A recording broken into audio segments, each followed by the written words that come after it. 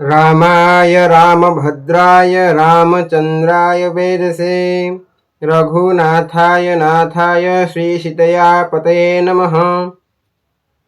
गजाननभूतगणादिसेवितं कपित्थजम्बुफलचारुभक्षणम् उमासुतशोकविनाशकारकं नमामि विघ्नेश्वरपदपङ्कजं। नमो गुरुभ्यो गुरुपादुकाभ्यो नमः, परेभ्यो परपादुकाभ्यो नमः, आचार्य सिद्धेश्वरपदपादुकाभ्यो नमस्तु सीतापतिपदपादुकाभ्यो। अतुलितबलधामं हेमशैलाभदं धनुजवनकृशानं ज्ञानिनामग्रगण्यं सकलगुणनिधानं वानराणामधीशं रघुपति प्रिय भक्तं बात जातं नमामि। साधुजी महादेव स्वयं हनुमान, ताहले हनुमान लांगुड़ बा हनुमान लांज किए बा हनुमान लांज कहार अवतार?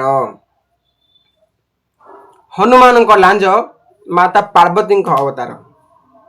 जेतेबेले आमर महादेव अवतार ग्रहण करने को गले, माता पार्वती पचारे स्वामी मु मध्य आपण सहित जीवी धरापृष्ठ अवतरित हेबी, आपण जीवे ताले मु एकुटिया केमती रहिबी? महादेव कहले उमा मु तुमको नियंती जे किंतु एबे मु तुमको नहीं पारिबी नहीं। माता पार्वती कहले काहेकि स्वामी?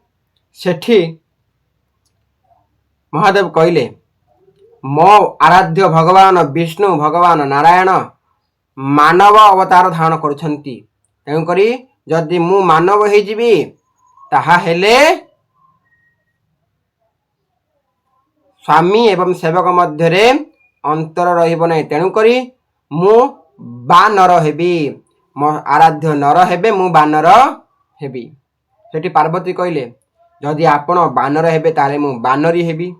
महादेव कहले नाई बानरी मध्य तुम हेई परिबो नहीं, मु तुमको नेबी नहीं, काहेकि ना मु आजन्म ब्रह्मचारी हेबी। माता पार्वती कहले मत केमती मु आपण को छाड़ी केमती रहिबी? सेठी महादेव कहले तमे तम कथा चिंता कर, मु तो चलिली।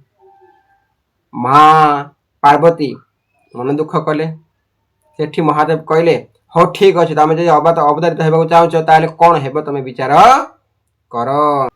सेठू माता पार्वती विचार कर कहले स्वामी जदि आपण बानर हेबे ताहाले मु आपणकर लांज हेबी। लांज काहेकि हेबो? लांज हेबो तमे काहेकि चाहिलो? सेठी माता पार्वती कहले मु लांज हेबी रावणर घर को जालिबी।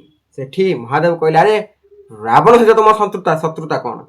माता पार्वती कहले स्वामी आपण जतले घर द्वार नथिला मु आपणको कहिथिली मो पाई गोटे घर करबा काम पाई गोटे घर करबा को, सेतेबेले आपण गोटे स्वर्ण नगरी स्थापित करथिले, सेतेबेले आपण आचार्य रूपे रावण को डाकिथिले। सेतेबेले रावण आसिला प्रतिष्ठा कला पर महादेव को कहला प्रभु प्रतिष्ठा हो गला, मते एबे आपण अनुमति दियंतु।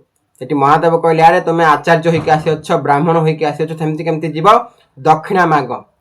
रावण कहला आपण तो मो गुरु, मु आपण ठारो कोन शिष्य, कोन गुरु को दक्षिणा मागिबो? महादेव कहले नहीं नहीं नहीं नहीं, एबे तुमे शिष्य नुहे, तुमे एबे मोर पुरोहित, तेणु करी पुरोहित को यजमान दक्षिणा देवा आवश्यक। रावण असुर बुद्धि कहला जदि आपण दबाकू चाहछन जहा प्रतिष्ठा कले ताहा मते दे दियंतु। आमर महादेव भोला बाबा, आम महादेव कौन ना अकर्मे कर्म दाता, जहा कर्म नथिबो से देबे। तेणुकरी महादेव चिंता कर नहीं, कहले हो जाओ नहीं जाओ। रावण मन खुशी से स्वर्ण नगरी को धरी ता राज्य को चलीगला। सेतेबेले माँ पार्वती क्रोधरे कहले रे रावण अहंकार वशत तू मते मो घरू बाहर करदेलु, मते पुणी मो घर बसिबा आगरू ताकू उजाड़ी देलु, तते मो अभिशाप दउछि तो घर तू मो घर को तू मो ठार मो घर को जेमती छड़े नेलु मु मध्य तो घर को जाड़ी देवी। जेतेबेले महादेव हनुमान हेले, जेतेबेले लंका यात्रा है माता सीता ठाव पाई लंका, सेतेबेले रावणर लंका को हनुमान लांज साहाय्य ଜାଳିଦେଲେ। ସେତେବେଳେ ପ୍ରଭୁ ଶ୍ରୀ ରାମଚନ୍ଦ୍ରଙ୍କ ପାଖକୁ ହନୁମାନ ସୀତାମାତାଙ୍କ ଖବର ନେଇ ଆସିଲେ। ରାମଚନ୍ଦ୍ର କହିଲେ, ଆରେ ଅସାଧ୍ୟ ସାଧନକୁ ତୁମେ ପୂର୍ଣ୍ଣ କରିଅଛ। ସେଠି ହନୁମାନ କହିଲେ, ପ୍ରଭୁ ମୁଁ ଆପଣଙ୍କ କୃପାରୁ ହିଁ ସମୁଦ୍ର ପାର ହୋଇଯାଇ ଲଙ୍କାକୁ ଜାଳିଦେଲି। ରାମ କହିଲେ, ଆରେ ମୋ କୃପାରୁ କେମିତି? ତମେ ତ ତମ ଲାଙ୍ଗୁଳରେ ଜାଳିଲ ନା, ତମେ ତମ ଲାଙ୍ଗୁଳରେ ଜାଳିଲ, ତ ମୋ କୃପାରୁ କେମିତି?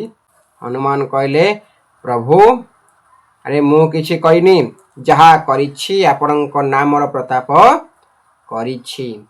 ସାଧୁଜୀ, ଏ ହେଉଛନ୍ତି ପ୍ରଭୁ ହନୁମାନଙ୍କର ଲୀଳା। ମାତା ପାର୍ବତୀ ହନୁମାନଙ୍କ ଲାଙ୍ଗୁଳରେ ଶକ୍ତି ରୂପରେ ରହିଲେ। ତେଣୁକରି ମହାଦେବ ନାରାୟଣ ହେଉଛନ୍ତି ପ୍ରଭୁ ଶ୍ରୀରାମ, ମହାଦେବ ହେଉଛନ୍ତି ହନୁମାନ, ମାତା ପାର୍ବତୀ ହେଉଛନ୍ତି ହନୁମାନଙ୍କର ଲାଞ୍ଜ।